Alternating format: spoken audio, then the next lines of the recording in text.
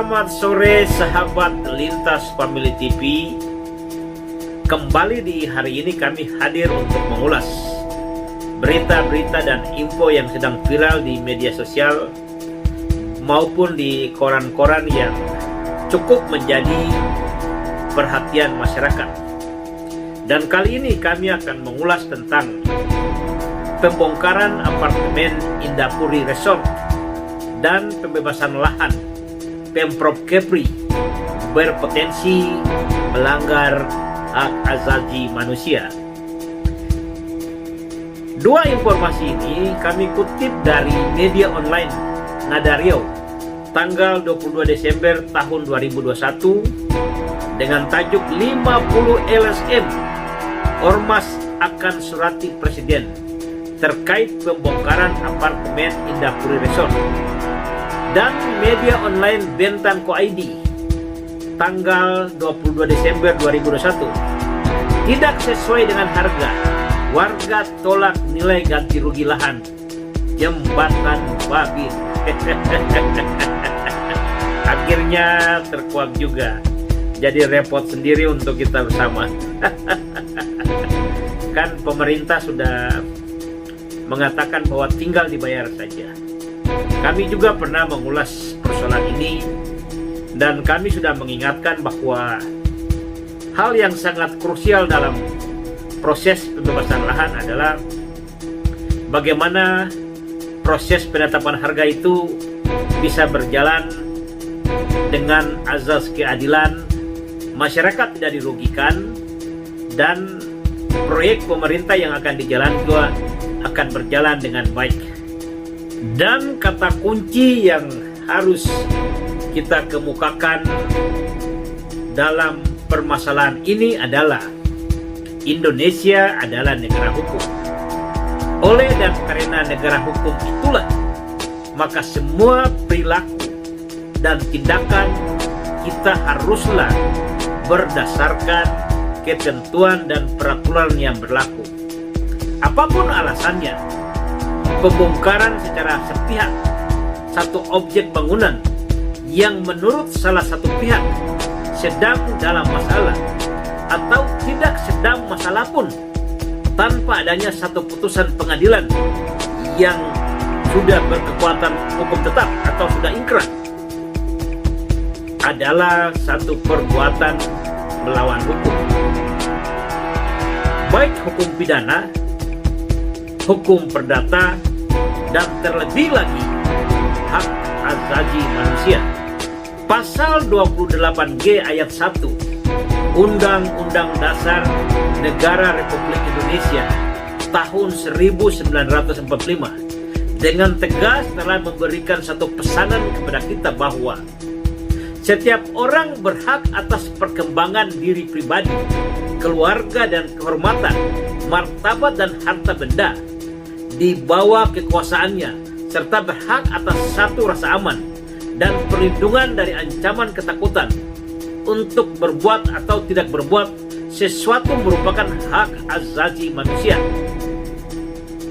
Dan bagian ketujuh pasal 36 Undang-Undang Nomor 39 tahun 1999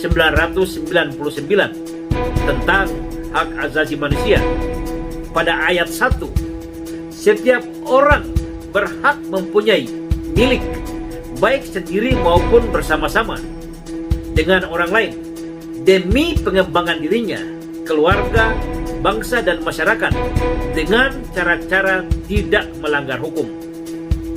Dan dalam ayat 2, tidak ada seorang pun boleh merampas miliknya dengan sewenang-wenang dan secara melawan hukum. Pasal 37 Undang-Undang Nomor 39 tahun 1999 tentang hak asasi manusia juga telah ditekankan bahwa pencabutan hak milik atas satu benda demi kepentingan umum hanya diperbolehkan dengan mengganti kerugian yang wajar dan segera, serta pelaksanaannya sesuai dengan ketentuan peraturan yang berlaku. Kita belum mengetahui secara pasti apa dan mengapa sampai terjadi pembongkaran apartemen di Indrapuri Resort. Tetapi dapat kami katakan bahwa apapun ceritanya, yang dinamakan pembongkaran secara sepihak itu merupakan satu bentuk realitas perbuatan melawan hukum. Hal ini dikarenakan pada waktu si penghuni rumah, yang dapat kami katakan si pembeli rumah atau apartemen, sebelum dia menempati rumah itu tentu ada yang namanya perikatan perjanjian jual beli antara penjual, dalam hal ini pemilik Indrapuri Resort, dengan si pembeli yang menempati rumah ataupun apartemen di Indrapuri Resort. Ketika terjadi penandatanganan akta jual beli antara pembeli dan penjual, maka di situ lahir satu perikatan perdata di mana masing-masing pihak memiliki kekuatan masing-masing untuk mempertahankan haknya. Oleh karena di situ sudah ada perjanjian perdata, maka kami tegaskan bahwa persoalan ini harus diselesaikan secara perdata sebelum salah satu pihak mengambil langkah-langkah yang berpotensi merugikan satu dengan yang lainnya. Saya memiliki satu pengalaman dengan Indrapuri Resort. Tahun 2018 ada seorang warga negara Singapura datang berkonsultasi dengan saya. Kemudian dia bermaksud minta bantuan atau jasa saya untuk mengurus apartemennya di kompleks Indrapuri Resort.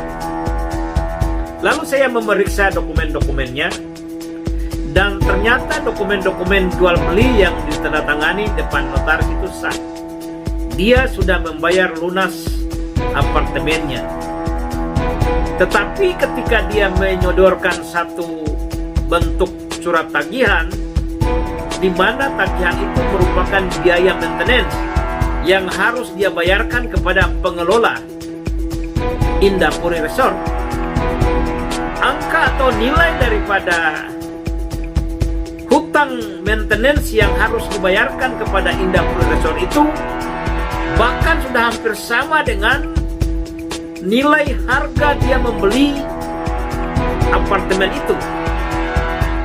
Lalu saya bertanya kepada dia, apakah penetapan nilai maintenance ini merupakan satu perundingan antara pengelola Indrapuri Resort dengan si pembeli apartemen ataupun rumah di komplek itu?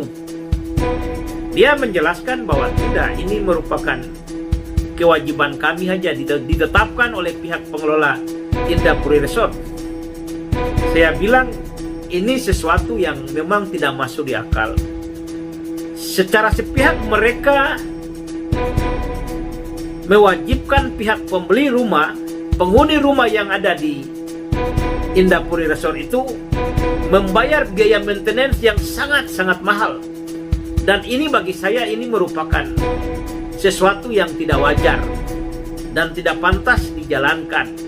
Lalu kita hanya ingin menyampaikan kepada pemilik atau pengelola Indrapuri Resort bahwa di Batam banyak sekali rumah-rumah liar. Banyak sekali masyarakat yang sudah menempati lahan-lahan yang semestinya sudah milik beberapa pengembang. Dan itu mereka sudah tinggal bertahun-tahun, bahkan berpuluh tahun. Dan ketika pengembang ingin mengambil lahan itu, terkadang pihak pengembang sendiri pusing antara memaksakan kehendak untuk mengambil lahan itu berkecamuk dengan ada rasa perih kemanusiaan. Bagaimana mungkin masyarakat sudah sebanyak itu mereka akan gusur? Padahal secara hukum para penghuni rumah liar itu mereka menempati tanah itu tanpa izin apapun. Yang terjadi sekarang di Indrapuri Resort, ada pemilik rumah yang sudah membeli rumah secara sah di hadapan notaris. dengan akta jual beli yang resmi dan sah. Tapi masih juga pemilik Indapuri melakukan perubahan rumah-rumah, pembongkaran rumah-rumah di situ. Kita mungkin belum tahu jalan pemikirannya apa.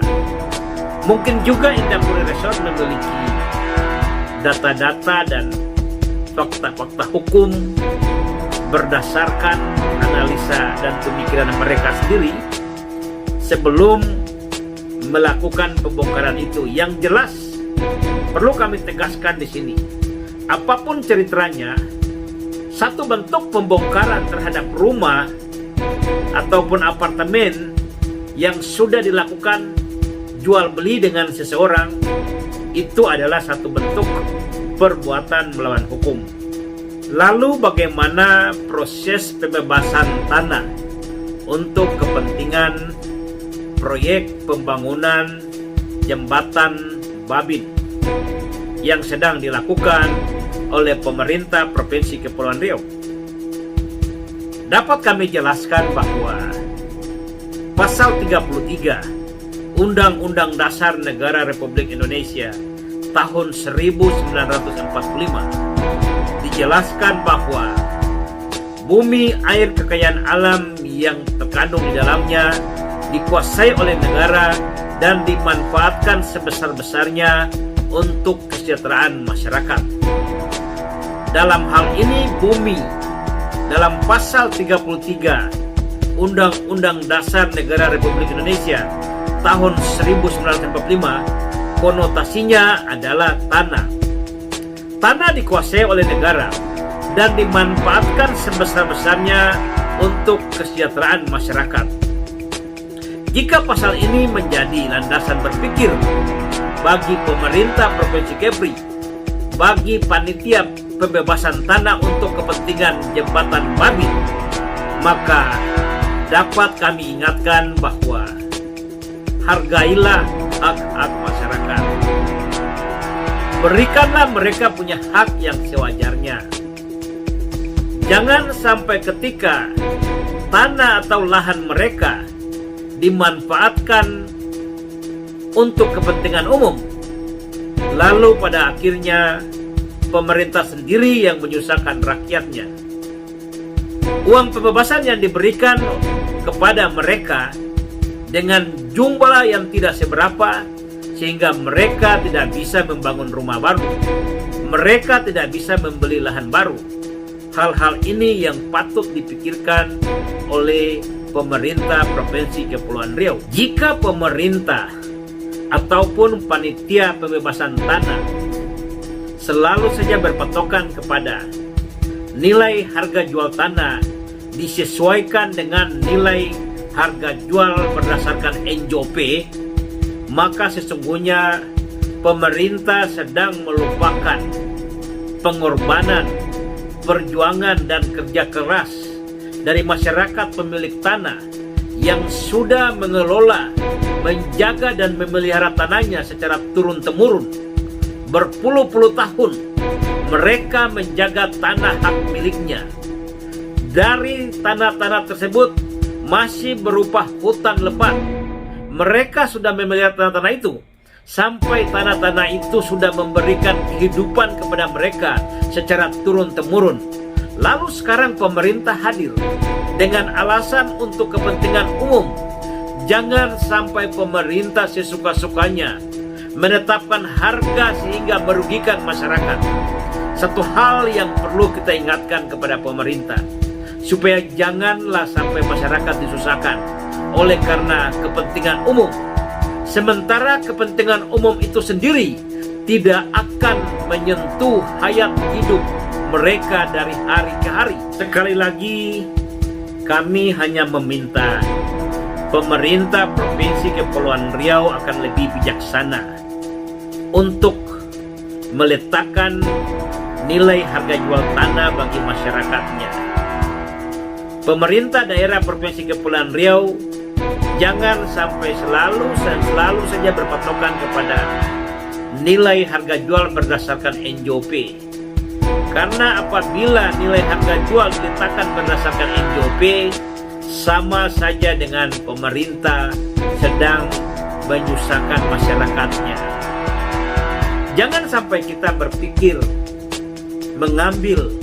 membeli tanah masyarakat untuk kepentingan umum, padahal sekelompok masyarakat akan disusahkan. Ingat pesan Aristoteles, pemerintah yang bijak adalah mereka yang mengutamakan kepentingan rakyatnya.